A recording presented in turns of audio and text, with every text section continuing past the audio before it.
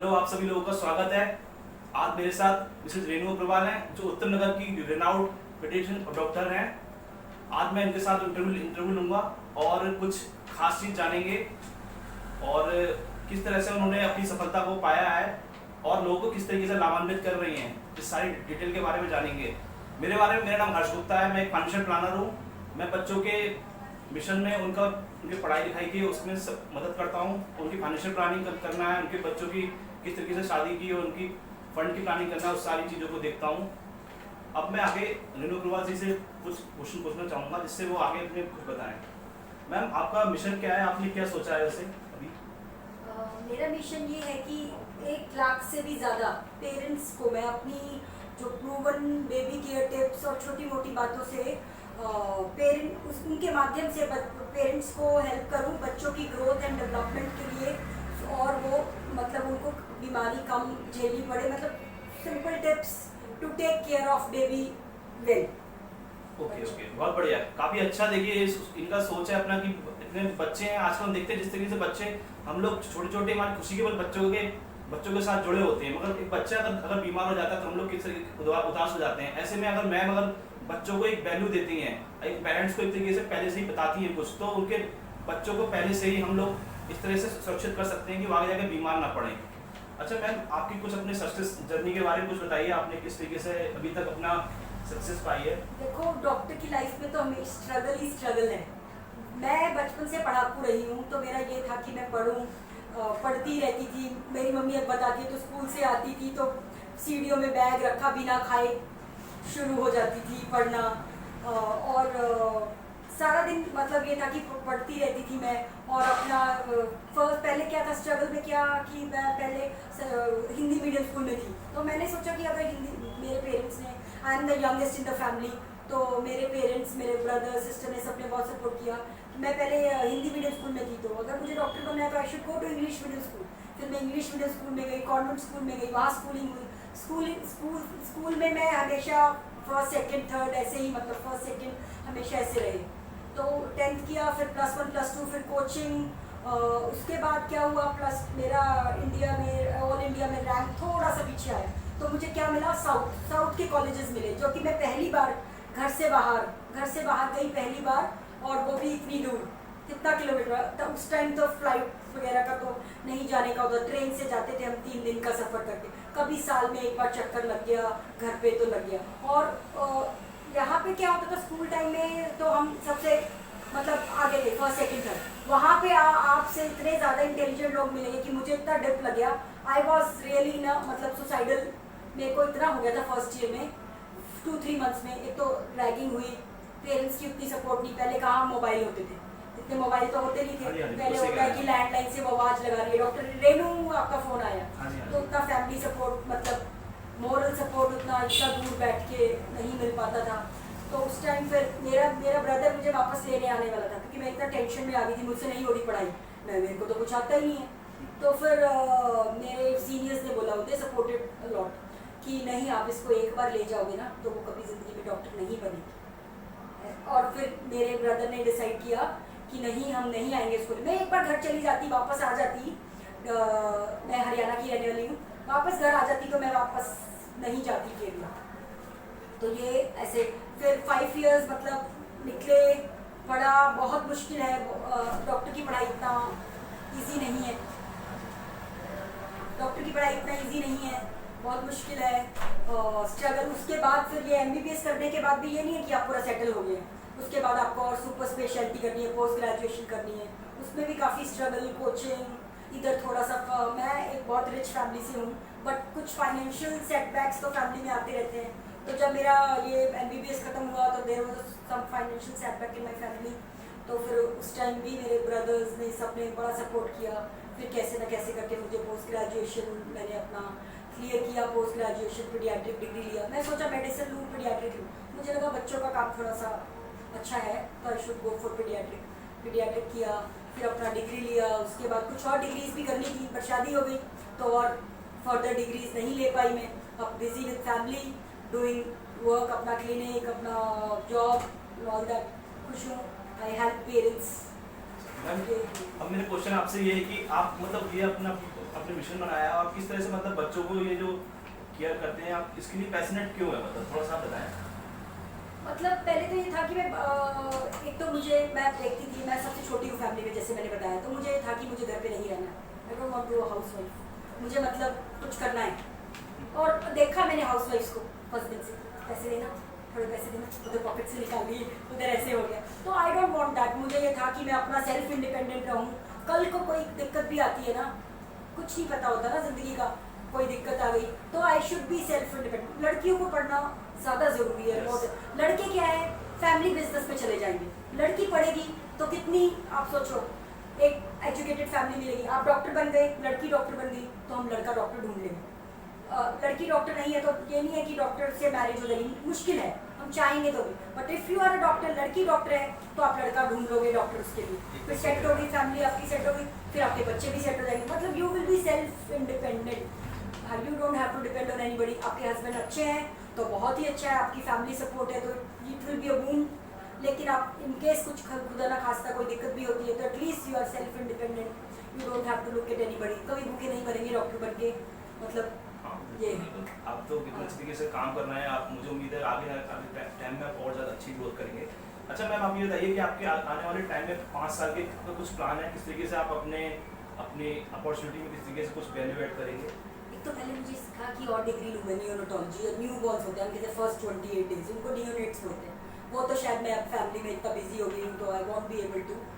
लेकिन मेरा ये है कि जैसे अब मेरा अभी रनिंग अ क्लिनिक, जॉब कर रही हूँ, तो शायद हॉस्पिटल खोल पाए। My husband is gastro surgeon. ये है कि प्लान को हॉस्पिटल खोलें, लोगों को हेल्प करें जहाँ पे पीडियाट्रिक, ऐसे जगह है जहाँ पे पीडियाट्रिक डॉक्टर ही नहीं है, मतलब BMS को दिखा रहे हैं, मतलब they don't have any option. तो ऐसे, तो जैसे मेरा नेटिव प्लेस है या मेरे इन लॉज का है, वहाँ पे कोई पीडियाट्रिशियन नहीं है। They go 50-70 kilometres to show to a paediatrician for vaccination. तो अपना हॉस्पिटल खोल पाए, देखो।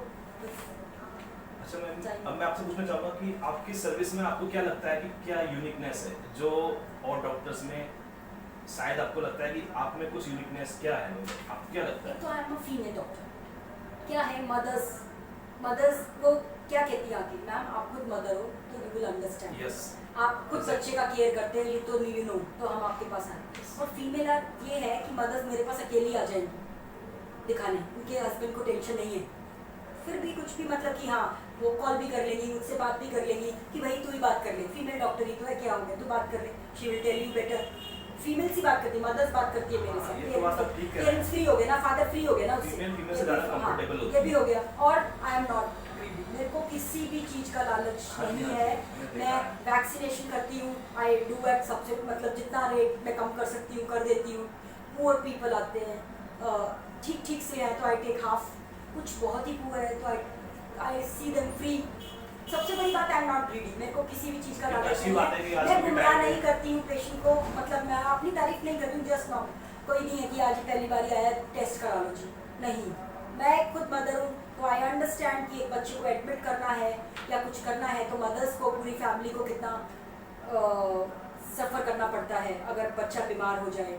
घर पे रह के बच्चा बीमार हो जाए, ओपीडी ट्रीटमेंट में इतनी टेंशन हो जाती है, तो फिर सोचो एडमिट करना पड़ेगा तो बच्चे का कितना टेंशन होगा। तो मेरा यही रहता है कि मैं ओपीडी पे बेसिस पे ही बच्चों को ट्रीट करूँ। और more over I give phone पे भी छोटी मोटी बातें पूछती हैं, जो मेरे रेगुलर पेशेंट है दे बिलीव मी, तो मैं उनको फ़ोन पे भी एडवाइस कर देती हूँ, कोई बात नहीं कि आप मत आना, आपको प्रॉब्लम है तो I will advice on phone. तो I am available if I am free with my kids. Okay.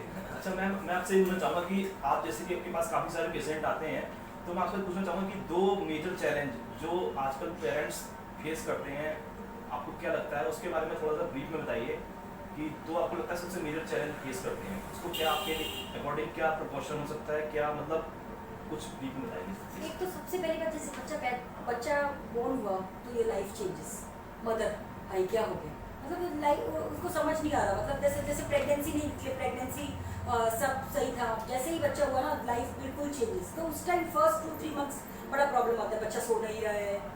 आप मेडिकली पूछ रहे हैं ना, मतलब बच्चे को हेल्थ वाइज इशू पूछ रहे हैं ना, क्या प्रॉब्लम। हाँ, जैसे मदर का फीड आता है तो वेल एंड गुड, मदर का फीड भी नहीं आ रहा है तो कौन सा दूध पिलाएं, फर्स्ट 2 मंथ बच्चा सो नहीं रहा जी, रात को जगता है, तो दैट इज नॉर्मल। जब बच्चा आपके पेट में था, मैं बताती हूँ उनको, जब आप चलते थे तो बच्चे को झूले मिलते थे, वो दिन में सोता था।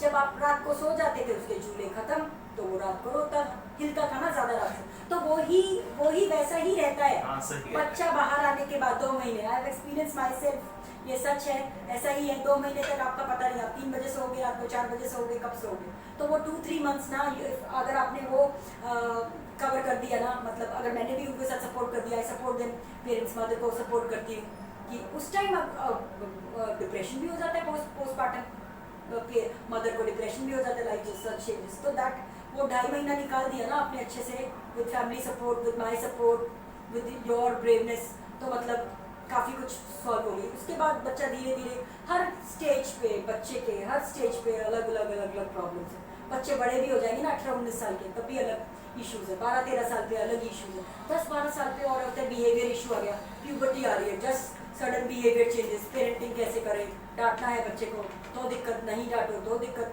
फिर पढ़ाई, मतलब सब कुछ। दिस एक पहला 2-3 महीने दैट इज बहुत प्रीशियस। मैं कहूँगी हर पीरियड ही इम्पोर्टेंट है, बट मोर ये फर्स्ट 2-3 मंथ्स, फिर आप धीरे धीरे अडाप्ट होगा, यू स्ट्रॉन्ग, बी स्ट्रॉन्ग, और फिर 10-12 साल में थोड़ा प्यूबर्टी चेंज हो, तो यू हैव टू मतलब be friendly with your kids, तो थोड़ा। अच्छा मैम, अब मैं लास्ट क्वेश्चन आपसे पूछना चाहूँगा कि इसके साथ इंटरव्यू खत्म भी करते हैं, कि आजकल मैंने देखा है कि बच्चों का क्या होता है बेसिकली, कि बच्चे आजकल जिस फील्ड में काम कर रहे हैं उस फील्ड में उनकी एक्चुअली रुचि नहीं है, क्योंकि वो उस समय में जब वो छोटे थे उनकी रुचि किसी और चीज़ में थी, और उनके पेरेंट्स उनको एडमिशन नहीं दिला पाए क्योंकि उनके पास पैसा नहीं था, क्योंकि उन्होंने फाइनेंशियल प्लानिंग नहीं की। तो सबसे बड़ी चीज़ एक ये है। दूसरी चीज़ ये है कि बच्चा रात रात भर जब तक पढ़ाई करता है, मगर एंड में जाके जब वो बोलता है पेरेंट्स से कि मेरा एडमिशन करा दो, तब पेरेंट्स अगर बोलता है मेरे पास सफिशिएंट फंड नहीं है, तो वो किस तरह से जस्टिफाई कर सकते हैं। तो मैं आपसे जानना चाहूँगा कि आपकी पर्सनल क्या राय है कि बच्चे की फाइनेंशियल प्लानिंग में, मतलब आपकी क्या कहना है, मतलब कि उनकी एजुकेशन प्लानिंग और मैरिज फंड प्लानिंग है, उसके बारे में आप कुछ बताइए कि कैसे हमें जरूरी है, क्यों जरूरी है, आपको क्या लगता है? फाइनेंशियल प्लानिंग, ये तो मैं बताऊंगी जरूर आपको, फाइनेंशियल प्लानिंग ये बहुत ज़रूरी है। आजकल कितनी महंगाई बढ़ रही है, मैंने ना बहुत ही मिनिमल पैसे में MBBS कर ली, आज वो 100 गुना होगी फीस उसकी। उस टाइम भी मतलब वो जो 3000, आई थिंक मुझे पूरा अच्छे से ध्यान है, 3300 रुपये फीस थी 3 महीने की MBBS की। आज क्या है वो 10 गुना 20 गुना हो गई। फाइनेंशियल प्लानिंग नहीं करेंगे तो महंगाई बढ़ती जा रही है। अब हमारे बच्चे बड़े होंगे, आज मेरा बच्चा 6 साल का है, 15-20 साल बाद क्या होगी वैल्यू, जो 100 रुपये की वैल्यू जो आज 1000 रुपये की थी पहले, वो 100 रुपये की रह गई है, 1000 रुपये की। सोचो आप उसके बाद 1000 रुपये की वैल्यू आपकी क्या रह जाएगी। तो you have to do family plan, मतलब सॉरी फाइनेंशियल प्लानिंग आपको करनी ज़रूरी है। You have to be have fund. उस टाइम बच्चा आप बोलोगे मैं तो शायद इकट्ठा कर लेता तो बच्चे की पढ़ाई में हो जाता। फीस भी बढ़ जाएगी, आप डोनेशन की तो बात ही छोड़े कि कोई डोनेशन से कोई सीट दिला देंगे, फीस ही जो बेसिक फीस होगी वही इतनी बढ़ जाएगी। आज स्कूल की फीस देख लो आप कितनी बढ़ गई है। तो आपको ज़रूर ये फाइनेंशियल प्लानिंग बहुत ज़रूरी है। जितना भी आपका है अपने हिसाब से, आप सर्विस में हैं, आप बिजनेसमैन हैं, उस हिसाब से you should do financial planning. और उसके बाद उसके मैरिज के लिए जाइएगा, पहले उसकी पढ़ाई के लिए चाहिएगा। और पढ़ना बहुत ज़रूरी है, लड़कों के लिए, लड़कियों के लिए, सबसे ज़्यादा लड़कियों के लिए, ताकि हम लड़की की शादी करें तो भी टेंशन फ्री, अच्छी फैमिली में गई है, अच्छा हस्बैंड मिला है, दे बोथ आर सेट, हम मतलब आराम से रह सकते। ये नहीं है कि उनके ही पीछे भागते कि बेटी सेट है कि नहीं है, सेट कैसे है, बेटा सेट है कि नहीं है। और बेटा भी पढ़ेगा तो बहू भी पढ़ी लिखी मिलेगी, then go for job and all that. तो फाइनेंशियल प्लानिंग बहुत ज़रूरी है उनकी पढ़ाई के लिए और मैरिज के लिए भी। मैरिज की चीज़ें कितनी महंगी होती जा रही है, छोटी छोटी चीज़, आप थोड़ा सा लोगे सामान तो भी कितना पैसा चाहिए। तो उस टाइम देखो क्या आप सोना ही देख लो, आप गोल्ड ही देख लो, कितना महंगा हो गया। दोगे ना आप अपने बच्चे को गोल्ड, दोगे ना, बिल्कुल दोगे गोल्ड। आप चाहोगे ना, पेरेंट्स तो चाहते हैं हम ये भी दे दें, ये भी दे दें, ये भी दे दें, जितना दें हम कम है, ठीक है। तो फिर you have to have financial planning for studies and marriage fund, बिल्कुल ज़रूर होना चाहिए। हम ऐसे okay, thank you so much Renu ji. मैं बताना चाहूँगा, अगर आपको बड़ी बचत, बड़ा फंड चाहिए और वो भी छोटी बचत के साथ, वो भी गारंटेड, तो आप उससे संपर्क कर सकते हैं। और इसके अलावा अगर आपको कोई बेबी केयर संबंधित कोई हेल्प चाहिए तो मिसेस रेनू अग्रवाल है, उत्तम नगर में रिनाउंड पेडिशन स्पेशलिस्ट हैं, आप उनसे संपर्क कर सकते हैं। मैं इसकी डिटेल आपको देता हूँ। Thank you so much.